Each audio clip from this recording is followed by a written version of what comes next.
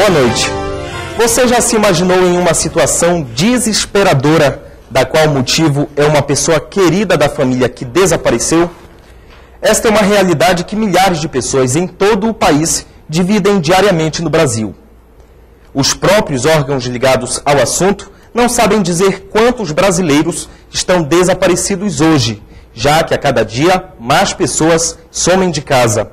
Na maioria dos casos, os desaparecimentos são de crianças e adolescentes. Os motivos mais frequentes que levam a isso, muitas vezes, estão atribuídos aos pais dessas crianças e adolescentes. Em Manaus, o caso mais recente de desaparecimento é da adolescente Hannah Maciel, de 16 anos, que sumiu de casa no dia 6 de julho. Depois de um trabalho conjunto de investigação, a polícia conseguiu reencontrar a menina, que foi levada por uma mulher que se passou por tia dela para Salvador, capital da Bahia. Este caso teve um final feliz, mas em outras situações, como no caso da menina Sara Ruana, que desapareceu há mais de 3 anos, a dor de parentes e amigos parece durar para sempre. E muitas vezes, os mesmos casos nem chegam a ser esclarecidos. Para falar sobre este e outros assuntos, é que no Band Cidade Entrevista de hoje, eu converso com o presidente da Comissão dos Direitos Humanos da Ordem dos Advogados do Brasil, OAB Amazonas, Epitácio Almeida. Doutor Epitácio, boa noite e bem-vindo ao Band Cidade. Boa noite, Rômulo. Muito obrigado. Doutor, mais um caso de desaparecimento na capital. Como é que o índice dessa situação pode ser analisado hoje pela comissão aqui no Estado? Nós entendemos que os índices se devem especialmente a 2 fatores, Rômulo. O primeiro, é claro, de uma ausência de um cuidado maior por parte dos pais. E em segundo, do Estado, que precisa sim ter uma política de prevenção à questão de desaparecimentos, de um policiamento mais ostensivo, de um cuidado mais ostensivo nas escolas, em especial, que tem sido alvo de muitos ataques das mais diversas espécies de criminalidade, do tráfico ao rapto, ao bullying, enfim, a escola precisa ser mais visada pelo Estado, de uma forma mais efetiva, para evitar que a criminalidade chegue até lá. Quando o senhor fala visada, precisa de mais investimentos ou de qualificação com o que nós já temos? Eu entendo que de investimentos, porque hoje qual é a segurança que nós temos em uma escola? Né?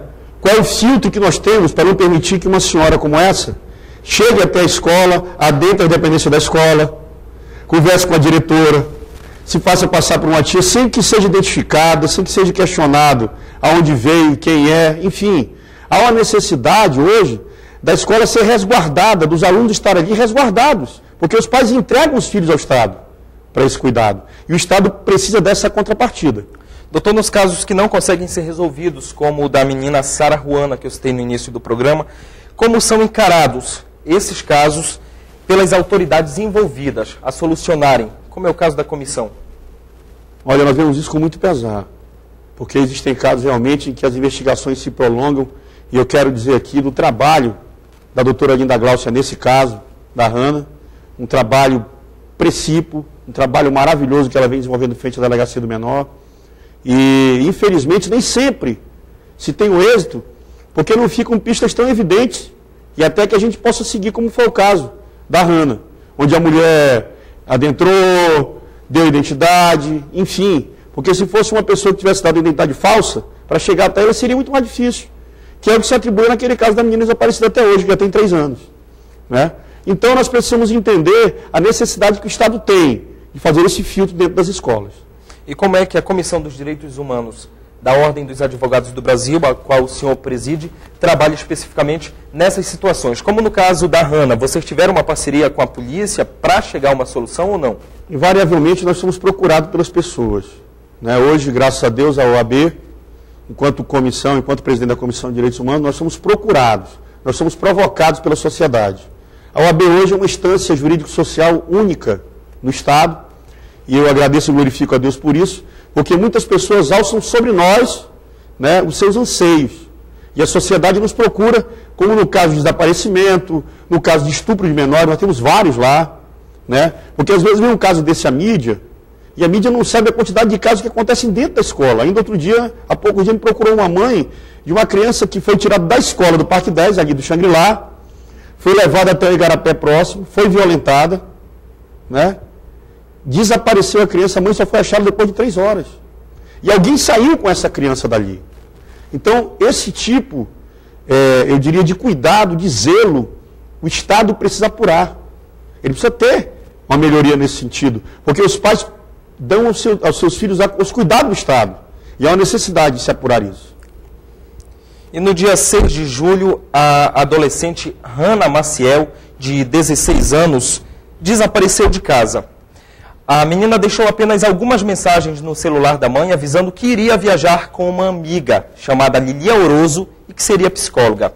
Na última quinta-feira, depois de um trabalho conjunto e árduo com a polícia de Salvador, a Delegacia Especializada em Proteção à Criança e ao Adolescente aqui de Manaus resolveu o caso de Hannah. Hannah Maciel voltou para casa e a mulher, que na verdade não era psicóloga, mas sim estudante de psicologia, foi detida em Salvador. Veja na reportagem do Band Cidade, exibida no dia 14 de julho. Um abraço em forma de agradecimento. Assim, a mãe de Hannah, Eliane Maciel, retribuiu o esforço da polícia que conseguiu trazer a adolescente de volta. Foi recebida com maior amor e carinho pela família, com faixas, com honras, ainda que ela tenha falhado. As pessoas que estavam lá ao redor, que viram, deram as boas-vindas à filha que estava voltando. Hannah, que desapareceu há uma semana, foi encontrada pela polícia em Salvador. Nós descobrimos que ela havia viajado para Salvador, adolescente, por volta de 24 horas. E para localizar a Lilian, demorou umas 48 horas. Na coletiva prestada à imprensa hoje de manhã, aqui na Delegacia Especializada em Proteção à Criança e ao Adolescente, a delegada Linda Gláucia confirmou: quem levou Hannah, de 16 anos, para Salvador, Bahia, foi Lilia Oroso. Mas, ao contrário do que a mulher de 20 anos dizia, ela não era psicóloga, mas sim estudante de psicologia. Ainda na coletiva, a delegada ressaltou que o crime cometido por Lilia Oroso não pode ser qualificado ainda como rapto ou sequestro. É preciso primeiro abrir um inquérito para apurar todos os fatos deste caso. As informações que nós temos até hoje foram prestadas pela mãe, que soube do desaparecimento. Agora sim, nós vamos ter acesso à adolescente e assim poder fazer um trabalho melhor e fazer o devido enquadramento. Procurada pela nossa equipe, a SEDUC, que administra as escolas da rede pública do Estado, disse que já abriu um inquérito para investigar o motivo que levou a direção da escola Ernesto Penafor, onde estudava Hannah, a dar a transferência da adolescente a uma mulher que não era responsável legal por ela. Ao término desse trabalho, aí verifica-se quem cabe a culpa, o erro, o que deve ser tomado, as decisões, como vai ser tomada a secretaria com base no levantamento que essa sindicância fez, conclui e faz o que tem que ser feito. Pois é, doutor, nesse caso, a própria delegada Linda Gláucia, responsável pela situação aqui em Manaus, disse que o crime ainda não pode ser qualificado como rapto ou sequestro. A Ordem dos Advogados do Brasil, por meio da comissão que o senhor preside, já tem como qualificar que tipo de crime seria esse, já que a Hannah foi levada por uma pessoa estranha para outro estado? Não, seria leviano. Aquilo que a doutora Linda Gláucia colocou está perfeito. Quando ela disse que primeiro precisa ouvir as partes. A menina, sobre que pretexto ela foi levada, se ela foi aliciada, para a prostituição, se foi para futebol, que dizem muito que foi para isso, Qual foi o intento dessa pseudopsicóloga, que já se provou que não é, ao levar a criança daqui. E aí é que se vai se ter um entendimento de rapto, de sequestro ou não. Esse entendimento ele não pode ser leviano ou prematuro. Se eu perguntar agora, doutor Epitácio, quantos anos de cadeia a Lilia Oroso, que se passou por psicóloga e levou a Hannah para outro estado, pode levar? Ainda não tem? Ainda não seria possível decorrente do intercrimes, que precisa ser determinado. Qual seria o propósito dela com relação à busca dessa menor? Seria para aliciamento e prostituição?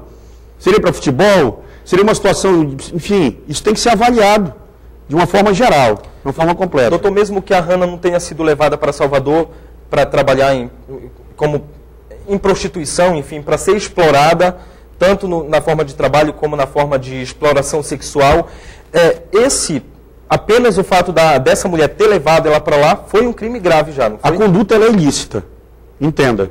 Ela só precisa ser codificada, perpetrada dentro do código. A ilicitude da conduta, ela já está clara. Ela se identificou como tia, ela se identificou como psicóloga, não é. Então, há ilicitude. Essa é a questão. Ela só tem que ser tipificada corretamente, ou seja, onde ela vai caber, em que artigo do Código Penal. Essa é a questão. Doutor, no caso de Hannah, ela conseguiu viajar com uma mulher que se passou como tia dela, como a gente já falou, e conseguiu ainda a transferência na escola da menina.